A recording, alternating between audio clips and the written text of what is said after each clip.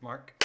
I undertook this film, I think, really to learn about Bukowski's life, but through his life to learn about life in general. I'd always loved documentary films, but I never really thought of making one.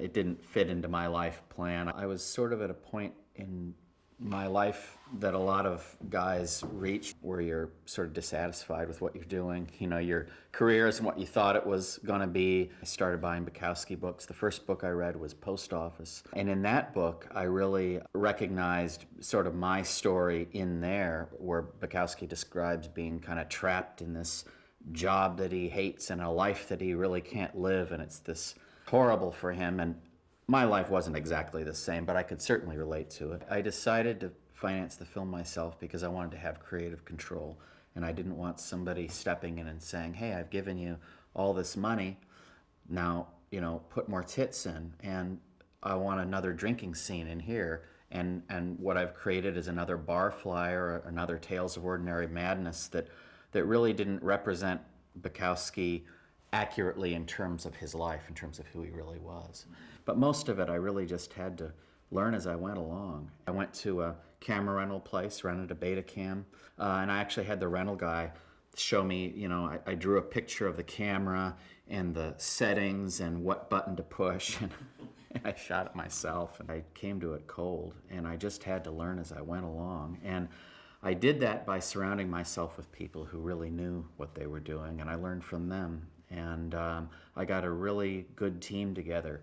Linda Bukowski really supported me from the very beginning, and she opened a lot of doors, particularly because there's so much, like I say, mythology about Bukowski. He's been so misrepresented. People are hesitant to open up about him. You know, they want to make sure that you're doing the right thing. Thanks, just make me look tall, skinny, and intelligent. In the case of Bono, with a sense of humor, if you could give me that as well. Linda had met him. They were on friendly terms. And he said, any way I can help you. We met him at the Chateau Marmont, where he was staying, and I have this book. He was wonderful. And maybe if you could just... He thought about the interview beforehand and really gave me 100%. Thank you. Hey, thank you. Bukowski was all about taking poetry, which can be difficult and abstruse and complicated, and he simplified it down to its essence. His message was very much about simplicity, and so I felt the look of the film should be simple. Born like this, into this.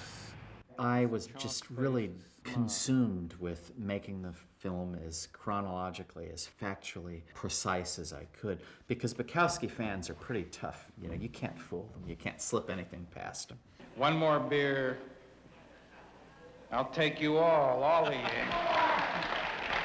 Some of the early stuff of him that was shot in the 70s was shot like on the first video camera recorder, and the sound was lousy, and early VCRs. I mean, it was really pretty raw. Nice film. God, I must be something. I feel like I owe him, at the very least, making a film that honors the best of who he was.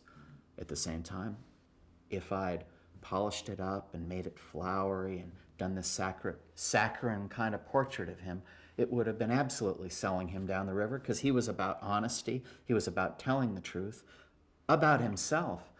So I knew that I had to make a film that was honest about him.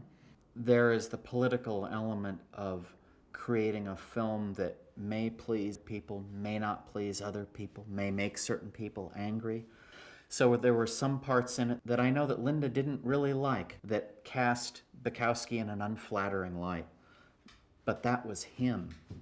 For example, there's the fight scene. She doesn't like being in it. She doesn't like seeing herself in it.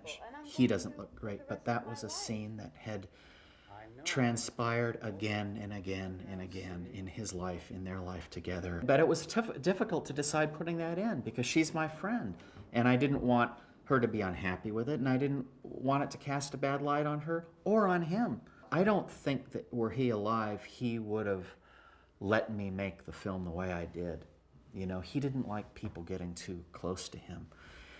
And I was getting really close to him in my research. And I was going and talking to old girlfriends, and I was getting into his postal file, and some of that stuff isn't, you know, there was a lot of stuff that I dug up that kind of contradicted the Bukowski myth, that in fact showed him as being a deeply sensitive and at times desperate guy who was begging for his job back at the post office. I don't think he would have wanted me digging up those old documents, but I think the timing was just perfect for what it had to be. Bukowski, on an unconscious level for me, was kind of a guide. He seemed like somebody who had figured it out, and in learning about him, I was learning about how to go through life. There was a quality to him that was almost Buddha-like or Buddhist-like. There was an equanimity to him, there was a wisdom, there was a deep compassion that is really antithetical to a lot of that dirty old man image. He was full of contradictions. He was so much more complex than that mythical character. And that mythical character was something that he did create. To me, I was surprised at how much of that played a part in who he was. And it's not what's immediately evident on the surface, but it's certainly there between the lines of his work. It deals with substance abuse, and it deals with anger, and it deals with being alone, and it deals with feeling like you're an outsider and like nobody understands or cares or will listen.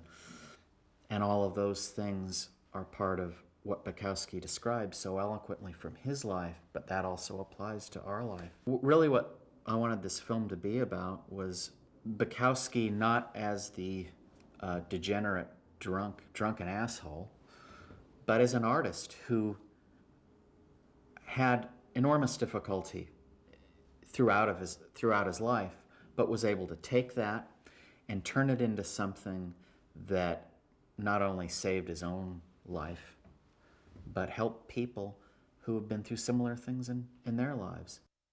To me, don't try means to do, and not to be analytical and academic and plot and plan, but to go for it. And I guess from my experience on this film, I could have spent years and years getting grants and preparing, and I just went out and started filming, and I certainly didn't know what I was doing at first, and I learned a little more as I went on. Rather than being too careful about it, I sort of just dived in and made a lot of mistakes, but also got through it and ended up putting together a pretty good film. Part of it for me was that I had to go through all of this suffering and all this trouble, perhaps to better understand Bukowski's life.